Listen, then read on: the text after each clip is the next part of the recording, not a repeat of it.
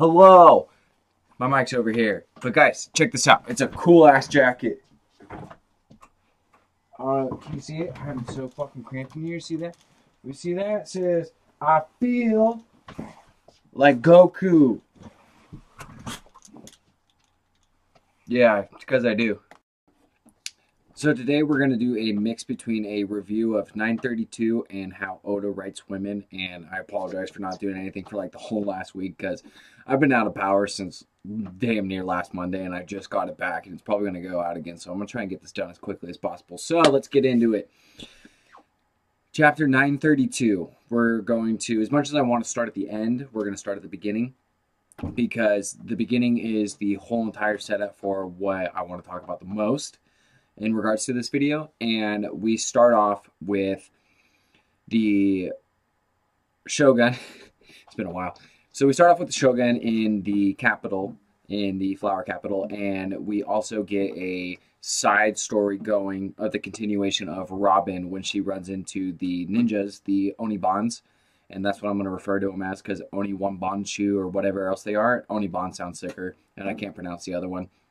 So Robin tells them that she's the witching hour boy, which when I was reading it at the time, I was like, what do you mean you're the witching hour boy, Robin? Like, what are you talking about? You look so hot and like a chick. Why would you be calling yourself a boy? Then I realized she was really just trying to like hide her tracks for some reason, or for the reason of searching for the red poneglyph in the capital or getting dirt and information on the Shogun and Kaido. And then Big Penis Head is like, you done fucked up. And then all of the ninjas go after like simultaneously, like from jump, they were ready to start smacking. And that's like kind of cool to see because Oda's getting back to pre-time skip where if there was a situation, it would be almost activated immediately instead of having this continually drawn out kind of like exposition. And so the ninjas really just didn't care and they went after her right away and they're confused because Robin has the devil fruit and she ended up using a clone, which we haven't seen since Fishman Island, which is really good to see that Robin is smart enough and Oda's going back to, this is like part one of the mixture of the video of How Oda Writes His Women, is Robin pre-time skip was a assassin. She was portrayed as this like super crazy talented, like I can go undercover, like what's the word for it? I can't remember the word for it. But she can basically like be super undercover and go infiltration. I forget the other word for infiltration, but a lot of infiltration stuff.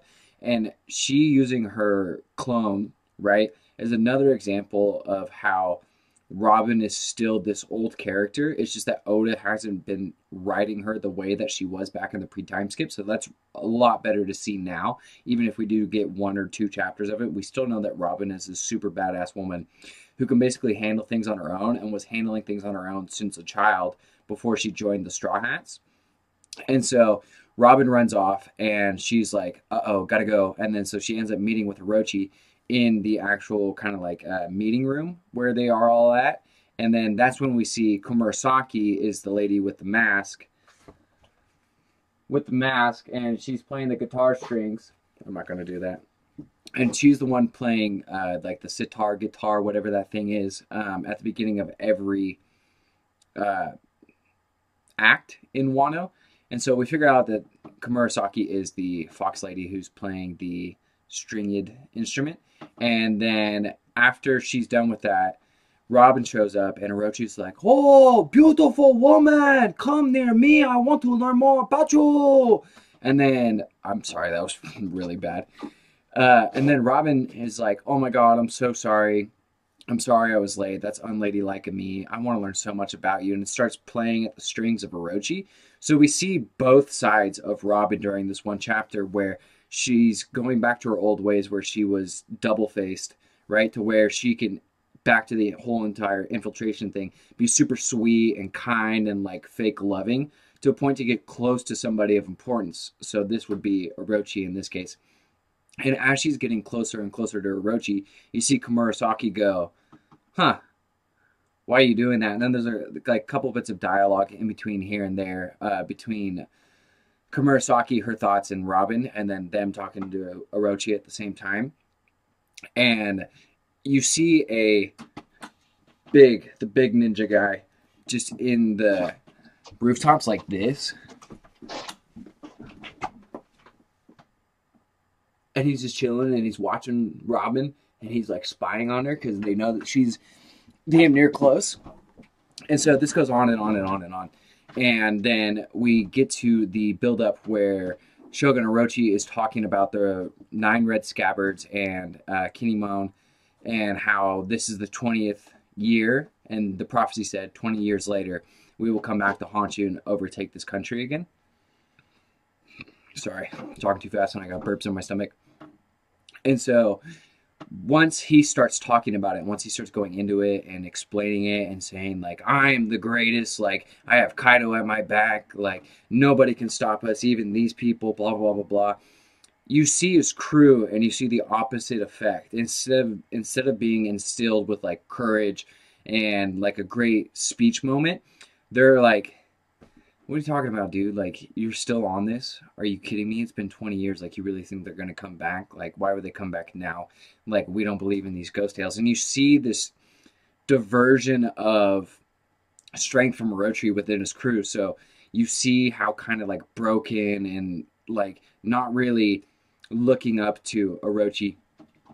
And then you get a couple of lines from Kiroshiro, who I really like Kiroshiro so far. I think he's one of the 3 samurai. So like Ashura Doji, Denjiro, and the other guy. And I think Denjiro is the one that we don't know about, and Kiroshiro is the other guy. And so he's like, this is stupid. I can't believe you're still talking about this, yada, yada, yada. And then we get to Otoko, and she's laughing behind a couch, a pillar, this type of thing. And she's laughing at Orochi's speech because she thinks it's so crazy, because she's like 8 years old, was what it seems like. And she's laughing because that's just who her personality is. And then Orochi hears it and says, who's laughing at me? Are you kidding me? Like, I will cut you down right now. That, because he's like he's got little dick syndrome. We're just going to go ahead and say it. Orochi has little dick syndrome. So one thing that we do see from Orochi from a standpoint is, this is where I'm a little conflicted about like where he is power scaling and how I'm going to judge how powerful he actually is in one slash, he cuts this pillar in half and he looks angry and he seems like a pretty competent swordsman. But then we get to what I really want to talk about, which is Komurasaki just yeeting him right in the face with that slap. Ooh, that was a good slap. So we get to the scene where Komurasaki slaps Shogun Orochi, and then you just get the everyone's going wild.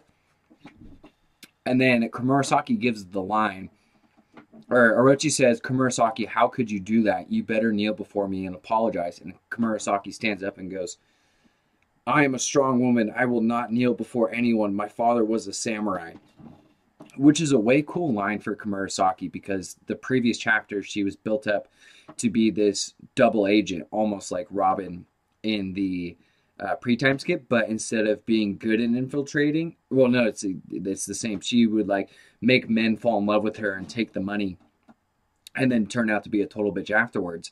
And so we see the side of Komurasaki to where she stands up, to where she's a strong woman. And I think the best part about this whole entire chapter is we don't get a panel, like not a single panel after she slaps Shogun Orochi, to where she goes, oh my god, I can't handle this. Oh my god, what's going on? And then just like completely turns into a damsel in distress, like Okiku back in the first act of Wano. So we see that Komurasaki is this very strong-headed and kind of like holds herself accountable to herself type of woman that she is. And I really like this coming from Oda, because we haven't seen that from Nami, Robin, Rebecca, whoever else, Shirahoshi, like all the women that have been portrayed in the post-time skip haven't had these moments to where they stand up to somebody who could be potentially a lot more powerful than them, but also has a lot more notoriety behind their name. So Orochi has Kaido behind him, so people fear Orochi because they fear Kaido. And you get Komurasaki slapping him. And this is hopefully how Oda writes the rest of the women within the series. So chapter ends and we see Kiroshiro with a sword, and he's like, hold up.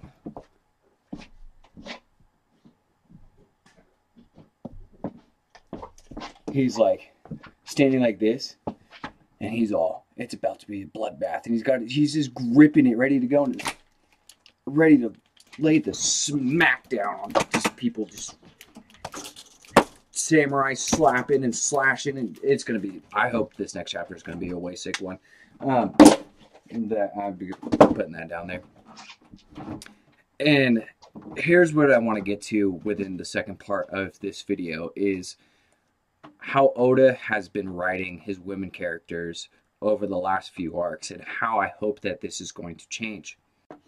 So to start with the women in One Piece and how they are relatively morally gray, or it is written as gray, standoff, and bland characters. There's a huge difference between pre-time skip and post-time skip, where we have two cases. In pre-time skip, we have Nami and Robin, and in post-time skip, we don't have as much as we did pre-time skip, and I think this is why people like pre-time skip writing of Oda's women a lot better than they do now. So in the pre-time skip, Nami was cold and conniving and was doing the most to get her island free. And there's that line where Oda was writing Nami as a character to where she was doing all this bad stuff, but she was doing it under the guise of the Arlong pirates to then free her whole entire island. And this gives a sense of moral justice within Nami's case for herself and for her island. And even though she was doing these like heinous crimes and stealing and like being a pirate in the One Piece world, she was doing it for the betterment of herself and her actual island, which puts her a cut above the rest in like a lot of shonen cases. And the same thing with Robin. Robin was a subset of an incident that destroyed her life and destroyed her world. So she ended up having to do all these terrible crimes and be on the run and have to be hated by every single person in the world because she was an Oharan.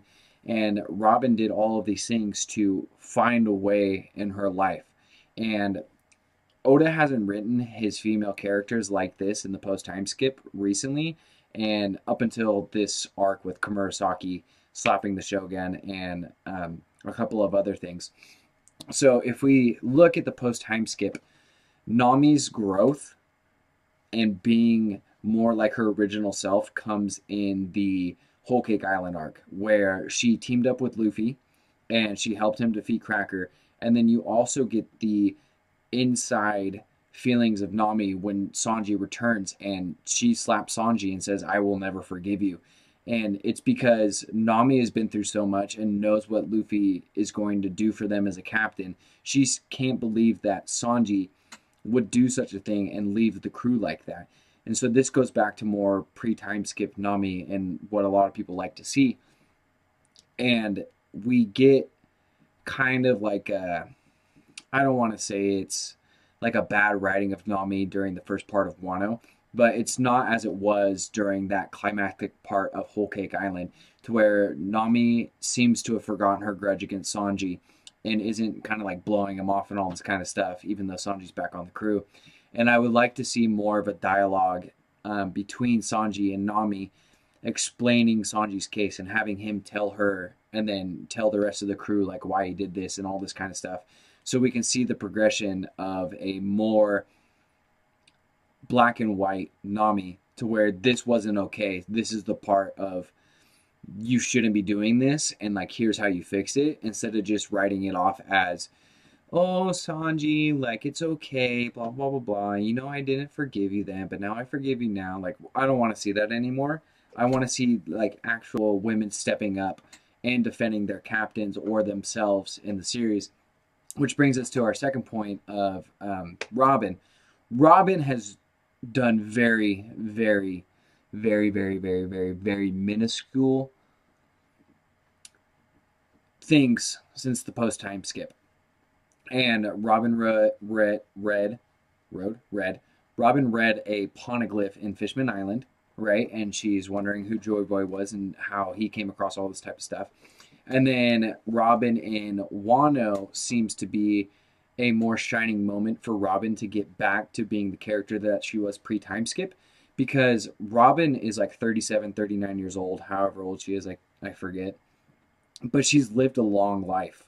She's in her prime right now. Like, she should know how to defend herself, and she is defending herself in Wano, coming up with the ninjas and sending in her clone instead of going in herself. So Robin is thinking ahead. She is being portrayed again as this calculating woman, as someone who understands the consequences of things, and she's getting back to who she was instead of just being a fan service and like a gag character like she was in Dressrosa.